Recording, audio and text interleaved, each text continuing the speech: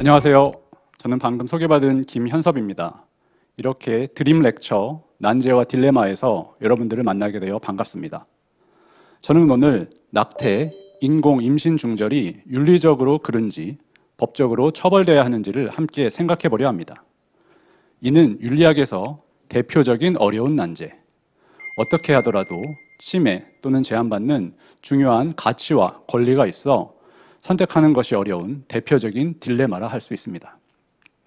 따라서 오늘 강의에서도 제가 어떤 결론을 내리려는 것이 아니라 이 문제에 대해 합리적으로 대응하려면 어떤 이슈들을 고민해야 하는지 유력한 이론들을 소개하고 비판적으로 검토하며 생각하는, 즉 철학하는 시간을 가지려 합니다. 낙태 문제는 여러 중요한 윤리적 논점들과 밀접하게 연결되어 있어 이론적으로 흥미로울 뿐만 아니라 현재 우리나라에서 특히 실천적으로 중요한 주제입니다. 그 실천적 중요성을 설명하기 위해 2019년 4월 있었던 헌법재판소 결정의 내용을 소개해 드리겠습니다.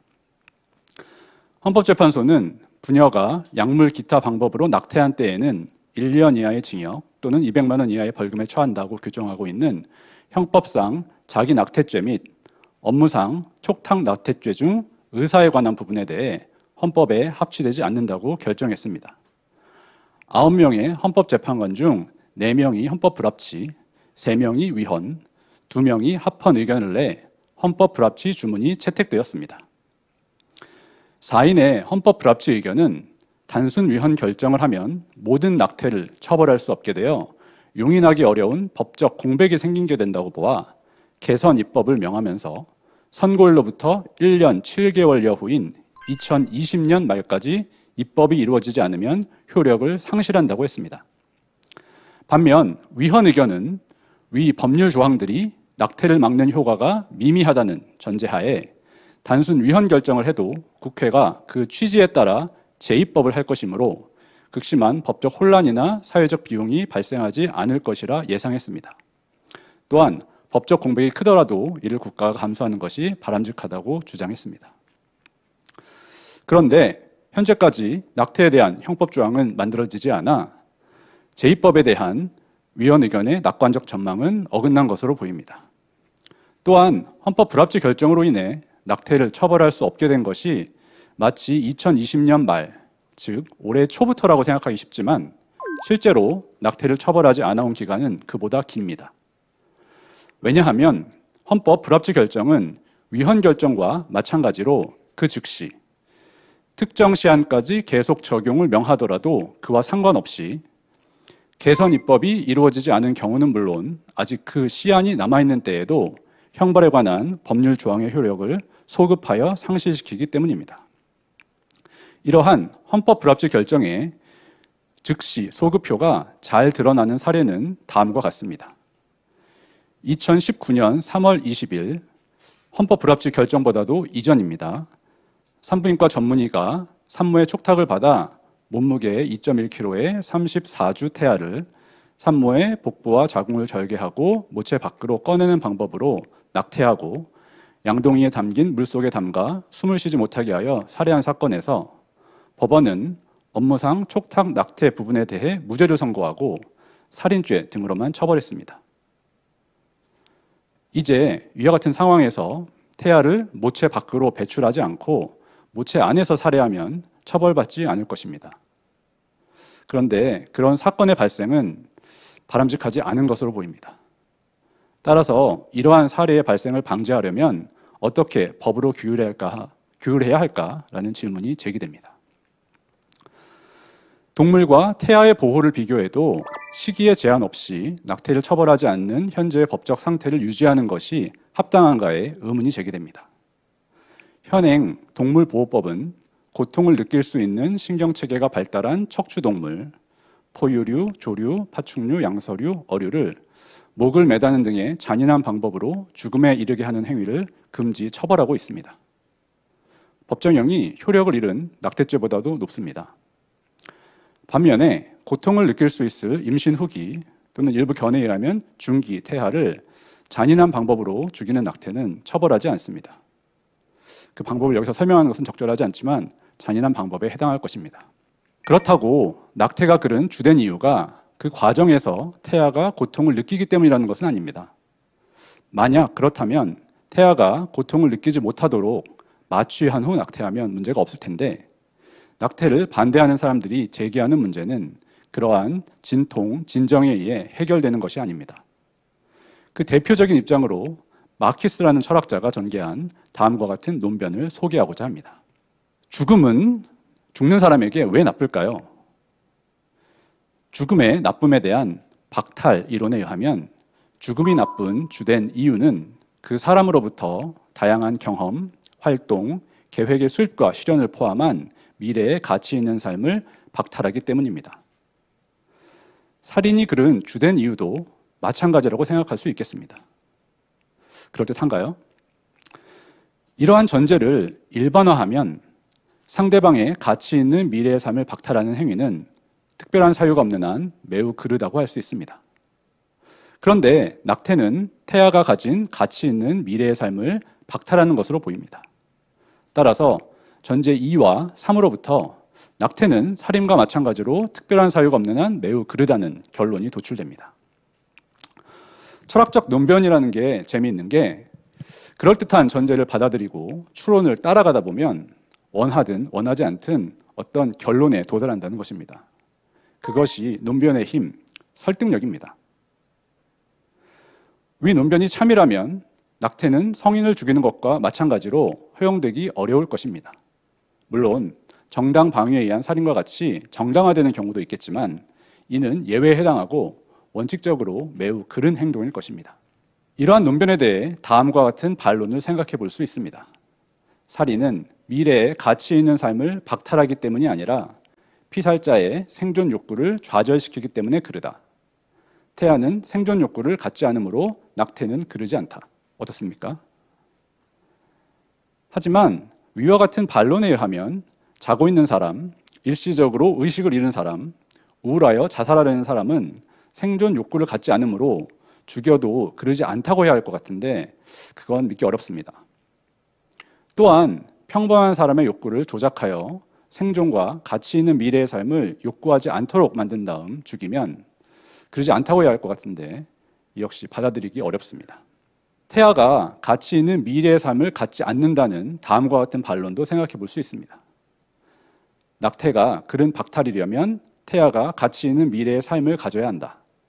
태아가 생존하면 누릴 가치 있는 미래의 삶이 그녀의 것이려면 그 삶의 주체가 자신이라 생각할 수 있어야 한다. 그런데 태아는 자신을 존속하는 주체로 생각할 심적 능력, 개념을 갖지 못한다. 따라서 낙태는 태아가 가진 가치 있는 미래의 삶을 박탈하여 그런 것이 아니다.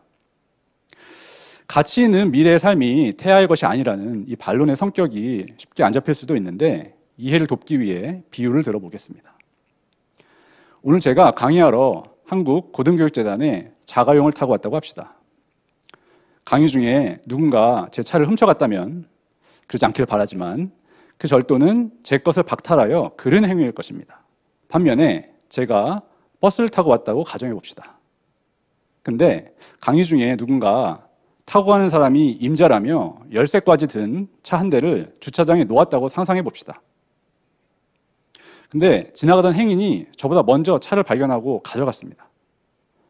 저는 강의가 끝나고 주차장 옆을 지나가면서 무슨 일이 있었는지도 모른 채 왔던 그대로 버스를 타고 집에 갔습니다. 이 경우 행인은 저로부터 차를 박탈하여 그른 행위를 한 걸까요? 아닐 겁니다. 그 차는 제 것이 아니기 때문이죠. 비슷한 생각에서 툴리라는 철학자는 태아가 생존하면 좋은 삶을 살았을 것이라 해도 그 버스 사례와 같이 그 삶은 태아의 것이라고 할 수 없다. 따라서 낙태는 태아로부터 삶을 박탈하여 그런 행위는 아니라고 주장한 것입니다. 왜 미래의 삶이 태아의 것이 아니라는 걸까요? 툴리에 의하면 누군가 무엇에 대해 권리를 가지려면 그 대상을 욕구할 개념적 능력이 있어야 합니다. 실제로 욕구해야 한다고 한다면 이전 반론과 같고 이미 본 강한 재반론에 부딪혔으니까 좀 다르게 실제 욕구하진 않아도 적어도 욕구할 개념적 능력은 있어야 한다는 겁니다. 그러니까 가치 있는 미래의 삶에 대해 권리를 가지려면 자신을 생존해서 그 미래의 삶을 사는 주체로 생각할 수 있어야 한다는 것입니다. 하지만 툴리의 입장은 낙태뿐만 아니라 신생아와 영아 사례도 그들이 가진 가치 있는 미래의 삶을 박탈하여 그른 것이 아니라는 받아들이기 어려운 결론을 낳는 것으로 보입니다. 신생아와 영아도 자신을 존속하여 가치 있는 미래의 삶을 누릴 주체로 생각할 고등한 개념적 능력은 없기 때문이죠. 그래서 좋은 반론이라고 하긴 어려울 것 같습니다. 지금까지 마키스의 낙태 반대 논변을 소개하고 그에 대한 두 가지 반론을 비판적으로 검토해 봤습니다. 사실 이 반론들은 마키스 본인이 자신의 논문에서 예상하고 미리 비판한 것들이고, 이 반론들이 논파되더라도 마키스의 논변이 옳다고 확정된 것은 아닙니다. 더 설득력 있는 마키스에 대한 다른 반론이 있을 수 있기 때문입니다. 어떤 반론이 있을지, 특히 논변의 결론을 받아들이기 힘들다면 한번 생각해 보시기 바랍니다. 다음으로는 인부의 자기 신체에 대한 결정권의 중요성을 잘 보여준 주딧 톰슨이라는 철학자의 논변을 소개해 드리겠습니다. 톰슨은 다음과 같은 잘 알려진 사고 실험을 제시합니다. 당신이 아침에 일어나 보니 등 뒤에 의식이 없는 바이올리니스트가 누워 있습니다. 그는 매우 유명한 바이올리니스트인데 치명적인 신장 질환을 앓고 있습니다. 음악 애호가 협회가 백방으로 수소문해서 그와 혈액형이 맞는 사람이 당신뿐임을 알게 됐습니다. 그들은 어젯밤 당신을 납치해서 당신의 신장이 당신뿐만 아니라 바이올리니스트의 피 속 독성 노폐물을 거르도록 그와 당신의 순환계를 연결했습니다. 연결을 끊으면 그를 죽이게 됩니다. 그런데 9개월이 지나면 그는 병에서 회복해서 연결을 끊더라도 건강히 생존할 수 있습니다. 이 상황에서 당신은 바이올리니스트가 생존하도록 9개월 동안 연결을 유지해야 할까요?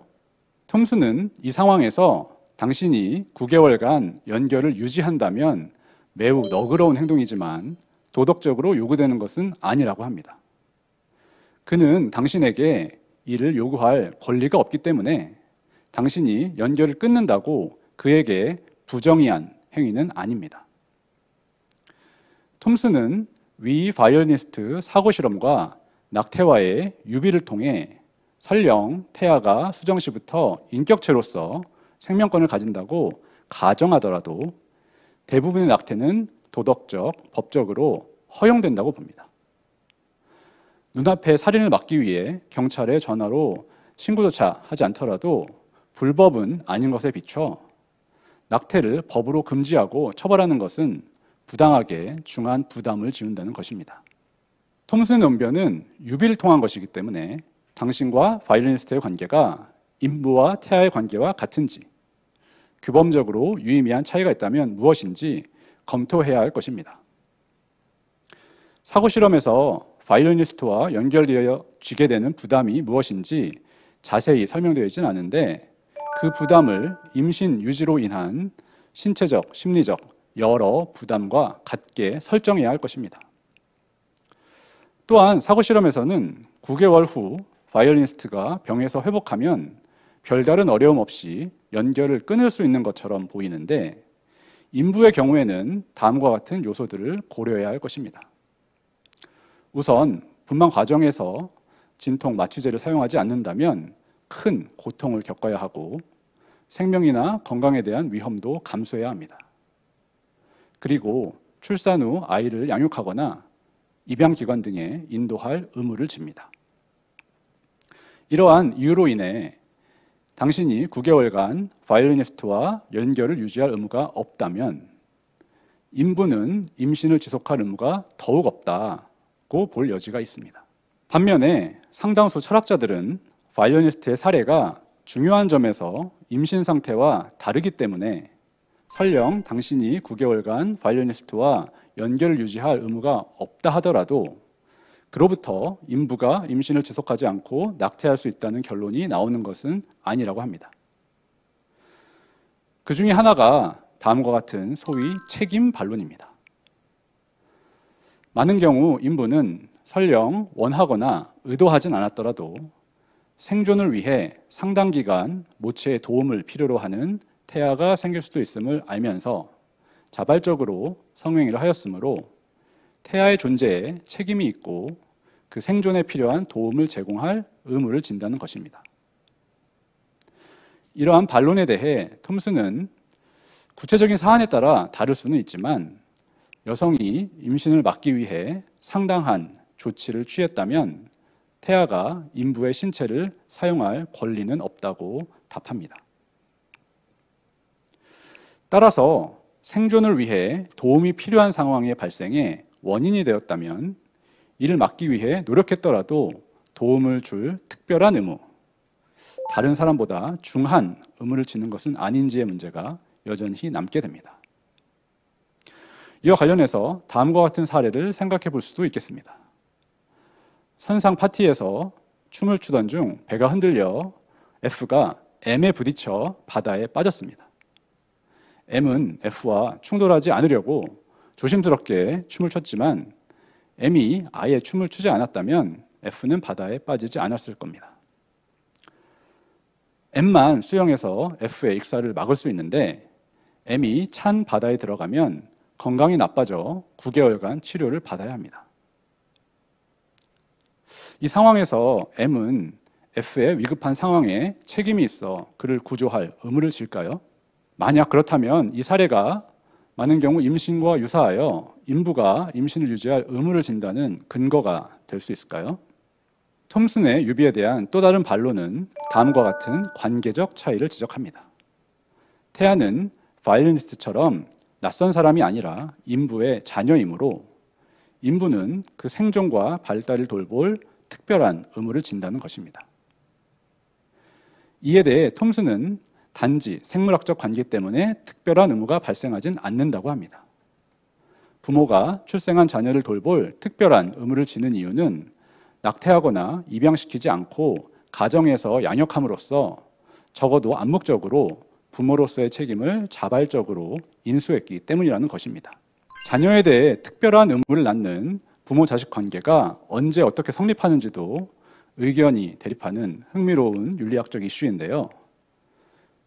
일단 책임 반론과 관계 반론에 대한 톰슨의 응답에 대해서는 다음과 같은 질문을 제기할 수 있습니다. 톰슨의 입장에 따르면 자녀를 원하지 않아 성행위 중 피임을 했고 인부의 출산에 반대하며 사라진 생물학적 아버지는 태어난 자녀를 양육할 의무, 예를 들어서 양육비 지급의 의무를 지지 않는 것처럼 보입니다. 이런 함축이 받아들일 만한 건가요? 그렇지 않다면 톰슨의 응답이 틀렸다고 볼 이유는 아닌지 생각해 볼 문제입니다. 마지막으로 헌법재판소 결정의 효과를 설명하면서 제기했던 후기 낙태의 문제를 톰슨의 논변과 연계하여 설명하면서 제 강의를 마치도록 하겠습니다. 톰슨은 만약 1시간만 바이올리니스트에게 당신의 신장을 사용하도록 하면 그 이후 연결을 끊더라도 그가 건강히 생존할 수 있는 경우에 당신은 1시간은 연결을 유지해야 하며 이를 거부하는 것은 이기적이고 매정하며 부적절하다고 합니다. 또한 임신 7개월 차 산모가 해외여행을 연기하고 싶지 않아 낙태하는 것도 부적절하다고 봅니다. 이러한 톰슨의 입장에 따르면 위 산모가 낙태하는 경우 다른 사람들이 그녀를 매정하다고 비난하는 것도 합당할 것 같습니다. 또한 위 산모가 낙태한다면 미안함이나 죄책감을 가지는 것도 적절하지 않을까요? 그렇다면 산모는 이 경우 자신의 신체에 대한 결정권을 가지더라도 낙태하지 않을 도덕적인 의무는 지는 게 아닌지 묻게 됩니다. 또한 위 후기 낙태를 임신 초기의 낙태와 달리 평가하는 이유는 무엇일까요? 남은 임신 기간이 짧기 때문일까요? 해외여행은 낙태를 정당화할 만큼 중대한 사유가 아니기 때문일까요? 그렇다면 톰슨은 우리에게 언제까지 무슨 사유로 낙태하는 것이 도덕적으로 허용되는 적절한 것인가의 문제를 남기게 됩니다. 또한 톰슨은 인부의 자기 신체에 대한 결정권은 설령 죽음이 예견되더라도 태아를 자신으로부터 분리시킬 권리는 포함하지만 의도적으로 죽일 권리까지는 포함하지 않는다고 인정합니다. 그렇다면 적어도 태아가 모체 밖에서 다른 사람들의 도움을 받으면 생존할 수 있는 단계에서는 인부는 태아를 죽일 수 없고 다른 사람들이 돌볼 수 있도록 인계할 의무를 지는 게 아닐까 의문이 듭니다. 비교하자면 영아의 부모는 영아를 유기하여 죽게 할 수 없고 자신이 양육하지 않는다면 입양기관 등에 인도할 의무를 집니다. 또한 인부가 자기 신체에 대한 결정권을 행사하여 자연 분만 시기에 앞서 인위적으로 태아를 모체 밖으로 배출하면 다른 사람들이 부담해야 할 양육 비용이 크고 출산한 사람이 덜 건강할 가능성이 상당하며 인부의 지속이 인부의 의학적 건강을 해치지 않는다고 가정해 봅시다. 이러한 경우에 다른 사람들은 인부를 부조하면서 임신의 지속을 요청할 수 있는 걸까요? 만약 인부가 이를 거부하고 태아를 모체 밖으로 배출하면 다른 사람들은 이를 비난할 수 있을까요? 그렇다면 이러한 경우 앞에서 고려했던 책임반론, 관계반론 등을 종합적으로 고려해 보면 낙태를 법으로 금지하는 것도 생각해 볼 수 있지 않을까 의문이 듭니다. 앞에서 말씀드린 바와 같이 제가 오늘 강의에서 어떤 특정한 입장을 옹호하려는 것은 아닙니다. 낙태, 인공 임신 중절이 도덕적으로 허용되는지 법적으로 제한되어야 하는지는 여러분들이 오늘 제가 소개해드린 논변을 포함한 여러 쟁점들을 각자 검토하면서 생각해 볼 과제입니다. 하지만 오늘 강의를 통해 이 문제에 대한 견해가 갈리고 감정적으로 대립하기 쉽지만 관련된 가치와 권리의 성격을 잘 분석하고 이유를 따져보면 합리적인 결론에 함께 도달할 수도 있지 않을까 하는 가능성을 엿볼 수 있었으면 좋겠습니다. 또한 이를 가능하게 하는 윤리학적 논변의 힘도 느끼는 기회가 되었다면 매우 기쁘겠습니다. 제 강의는 여기서 마치도록 하겠습니다. 감사합니다.